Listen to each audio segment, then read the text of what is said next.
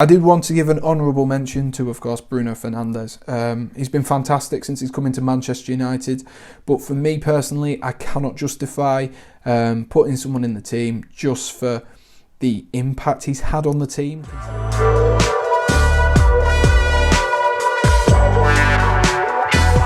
Hello and welcome back to my channel. Today we are going to be talking about Team of the Year. It is released on Friday for EA Sports, and I think it's an interesting thing to look at as there is a lot of controversial decisions in this set of players. So let's jump into it.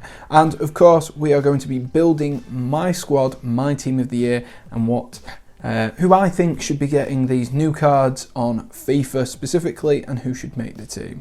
So, with the world's most squeaky chair as well to point that one out. So, the goalkeepers, we'll take a look. So these are the nominees. I'm not sure how many are here, but there is quite a lot of people listed, and some of them I'm quite surprised with. So goalkeepers, we have Alisson, Thibaut Courtois, Ederson, Lucas Hiradecky, Steve Mandanda, Keylor Navas and Manuel Neuer.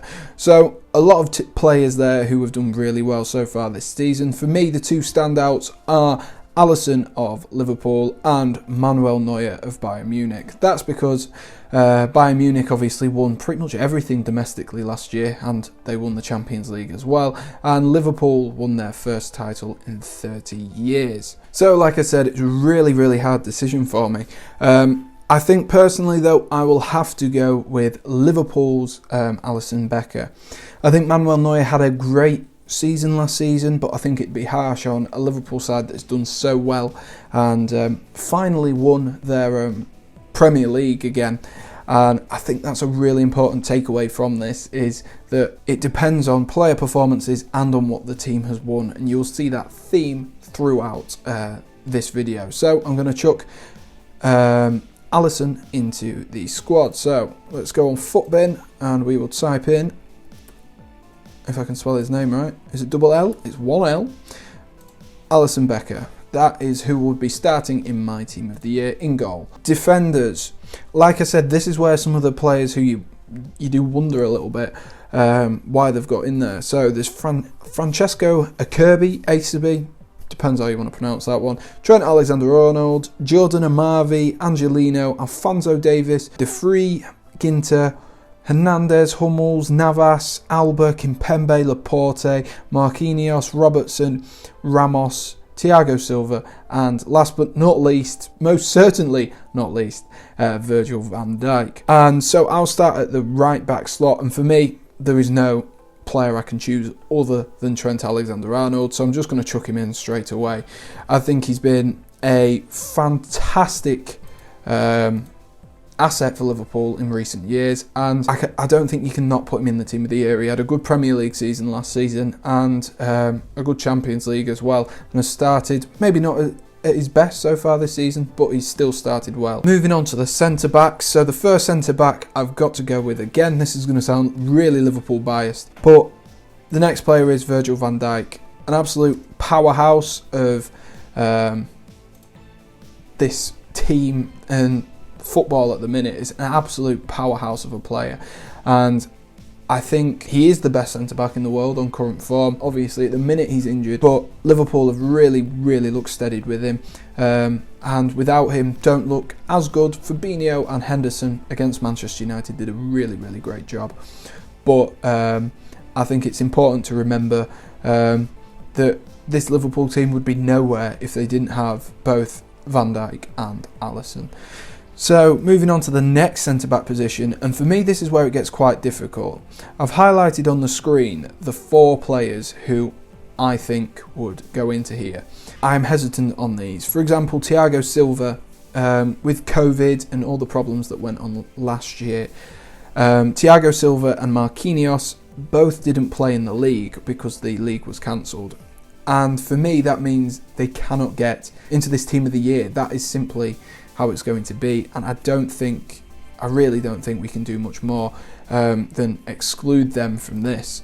As for Robertson and Sergio Ramos, it'll seem weird me characterising Robertson with these players, but my left back was settled on a long time ago, and for me the second centre-back position was really, really difficult. Robertson had a fantastic year with the rest of Liverpool's defence, one of the most steady defences in the whole division. He maybe wasn't at his best in periods, but this season he's been great as well. Ramos as well, always influential in this Real Madrid team, and helped them do really well last season as well. But personally, I have to go with Robertson. He is a player who, like the other players in this Liverpool team I've chosen so far, he's a player that has really inspired a lot of the creativity further forward, and I think that is the reason he should be in this team. And I know he's out of position, but I just don't think Matt Hummels, Kimpembe, Marquinhos, Laporte, I don't think they've done enough to get in this team. So I would rather give my vote to Robertson and pop him in the team at centre-half than give my vote to someone who I don't believe deserves to be anywhere near the team. So I'll chuck Robertson into this team.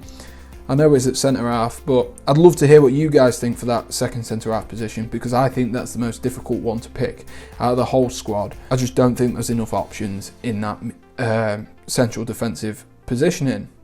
And moving on to left-back, I said I decided it, so I'm just going to chuck him in. Alfonso Davis.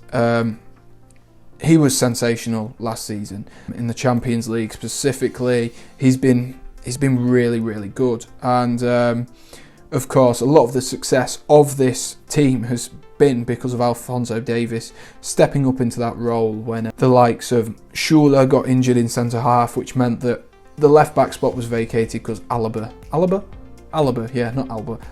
moved over into centre back, and so that is why I've chosen him. I think he's filled in brilliantly, and of course Nelson Semedo was lucky to have a career after that thrashing of Barcelona which happened in the Champions League. Moving on to the midfield, they are playing a 4-3-3 in this Team of the Year selection. They usually do that, they usually go for it. I've just got a variant of the 4-3-3 currently on my screen, but the first player I have to go with is Kevin De Bruyne. Kevin De Bruyne. For me, best midfielder in the world, and is a long head and shoulders above a lot of the players on this list. There have been obviously a lot of players that have done really well, and I think it's a very straightforward pick, that one. But we will move on to the next centre midfield position, which I think might be a little bit controversial. For me, Jordan Henderson. And I know I'm going to get a lot of people in the comments saying Jordan Henderson's not a very good footballer, he's overrated, whatever. But I'm one of those people who recognises the role that he plays in the team. He might not be the best on the ball technically, he might not be, the best going forward, but the work rate, the courage, the determination and the leadership in this Liverpool team. Liverpool wouldn't have won anything last season if it wasn't for Jordan Henderson being such a fantastic leader. He goes into my team because of that reason. My final centre midfield role, again, I think it's going to maybe cause a few problems. Before I talk about Joshua Kimmich, who I've just put in the team, or Joshua Kimmich, or whatever Derek Ray actually says on FIFA nowadays, I did want to give an honourable mention to, of course, Bruno Fernandez. He's been fantastic since he's come into Manchester United, but for me personally, I cannot justify putting someone in the team just for the impact he's had on the team, considering United finished third last season, which, was credit to Bruno Fernandez, but they've not won anything. Yes, they are second in the table at the time of recording, but he's yet to win anything at Manchester United, and I think 2021 will be Bruno Fernandes' year to get in team of the seasons, team of the years, and that will really, really be beneficial, and then we can move from there. But I just don't think the individual goals, assists, and of course the amount of penalties makes Bruno Fernandes a player who we can put into this side. Like I said, I've gone with Joshua Kimmich. He's a fantastic holding midfielder and really represents Philipp Lahm and what he was about in the Bayern Munich sides of time ago, and the great Bayern Munich sides, and I think he's really starting to fulfill that role, and it's amazing because when he plays at right back, he's one of the best right backs in the world, and he's now arguably the best centre defensive midfielder in the world. Without Joshua Kimmich, Bayern Munich would really struggle. And finally, we'll move on to attackers. I'll start on the right hand side of the attack. So we've got the likes of Angel Di Maria, Lionel Messi, Kylian Mbappe, Mo Salah, Raheem Sterling, all players that have had fantastic seasons and deserve a nomination. But the player I'm going to be going with this time is Lionel Messi. I think this is probably part of my Lionel Messi bias, in the sense that I think Lionel Messi is the greatest player of our generation. Whether it's all time, I cannot say. I've not watched, the likes of Pele, Cruyff, Maradona. I've not watched them.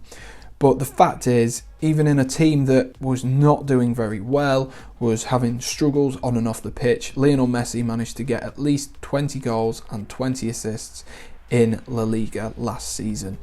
And that is something, to me, that is absolutely crazy. He is one of the best goal scorers on the planet, whilst also being one of the best assisters. Lionel Messi, in himself, carries this team, and especially at the minute with all the turbulence on and off the pitch, I just think that Messi has to be in this team because there's so much going on in the background of Barcelona that needs to be rectified and needs to be changed, and you've still got Messi getting 40 goal contributions in 2 seasons, and that to me is absolutely sensational. So the final 2 players on my Team of the Year list this year is Sadio Mane. I think he is a fantastic player for Liverpool and has really impressed in recent times.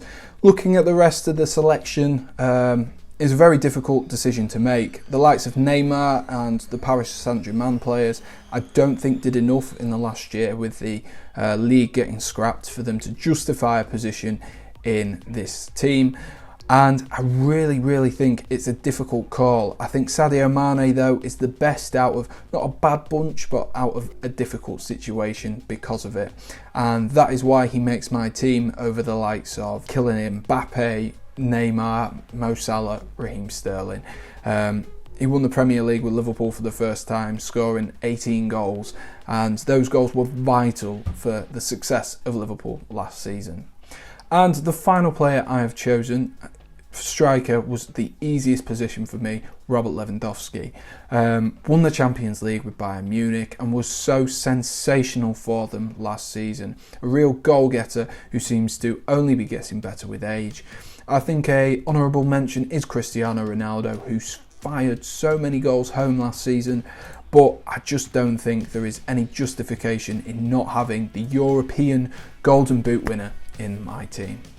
Anyway, that concludes this week's video. If you have enjoyed, be sure to like and subscribe, and I will see you on my next video. Let me know down in the comments section below if you think I've made the right decision here, who should be replaced and who should be dropped. Cheers!